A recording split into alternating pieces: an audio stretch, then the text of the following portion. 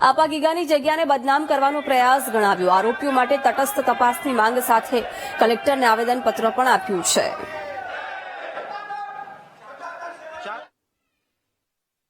સત્તાધાર ધામ અને આપા ગીગાની જગ્યાને લઈ જે વિવાદ ચાલી રહ્યો છે તેને લઈ સુરતમાં સત્તાધાર સમાજના વસતા લોકોમાં પણ એક રીતે ઘેરા પ્રત્યાઘાતો પડ્યા છે અને આ સત્તાધાર ધામનો વિવાદ સુરત પહોંચ્યો છે। ખાસ કરીને શ્રી ગુર્જર ક્ષત્રિય કાપડિયા સમાજ ના લોકો અત્યારે છે તે સુરત કલેક્ટર કચેરી ખાતે એકત્ર થયા છે અને પરમ પૂજ્ય મહંત શ્રી વિજય બાપુના જે સત્તાધાર ધામના બાપુ છે તેમના સમર્થનમાં આવ્યા છે અને જે રીતનો અત્યારે જગ્યાને લઈ વિવાદ ચાલી રહ્યો છે તેમાં તટસ્થ તપાસની માંગ અત્યારે તમામ લોકો કરી રહ્યા છે। ત્યારે સમાજના જુદા જુદા જે આગેવાનો છે તેમની સાથે આપણે વાત કરવાનો પ્રયત્ન કરીશું। તમે જણાવશો અત્યારે કઈ રીતના અહીંયા માંગ લઈને આવ્યા છો, શું રજૂઆત છે, શું કહેશો? છેલ્લા ઘણા સમયથી પાયા વિહોણા આક્ષેપો, ભ્રામક માહિતીઓના આધારે જે સત્તાધાર ધામને બદનામ કરવાના જે ષડયંત્રો ચાલી રહ્યા છે એ ષડયંત્રોની પાછળ કોણ છે, આગળ કોણ છે, પ્રત્યક્ષ કે પરોક્ષ રીતે કોણ એની ભૂમિકા ભજવી રહ્યું છે એની તપાસ થાય।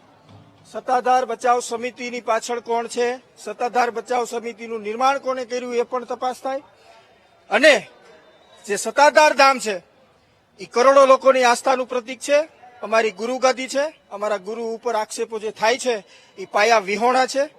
સત્તાધાર ધામ આજે બદનામ થતું હોય, સાથે સનાતન ધર્મ જો બદનામ થતો હોય તો એની તપાસ થવી જોઈએ। આજે કલેક્ટર કચેરી ખાતે ગુજરાતના મુખ્યમંત્રીને આવેદનપત્ર આપવા આવેલા છીએ કે ભાજપ ગુજરાતની અંદર બીજેપીની સરકાર છે, સનાતન ધર્મનું જેને રક્ષણ કરવાની જે જવાબદારી સોંપેલી છે ગુજરાતની જનતાએ, તો આજે સનાતન ધર્મ જો બદનામ થતો હોય તો ગુજરાતની સરકારે આમાં તપાસ નીમવી જોઈએ અને તપાસ નીમી જે કોઈ ગુનેગારો છે એની ઉપર કાર્યવાહી કરવી જોઈએ।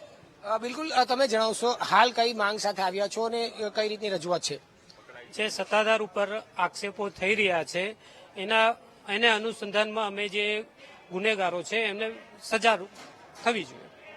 આપની શું માંગ છે અને શું શું બાબતો લઈને આવ્યા છે, શું કહેશો?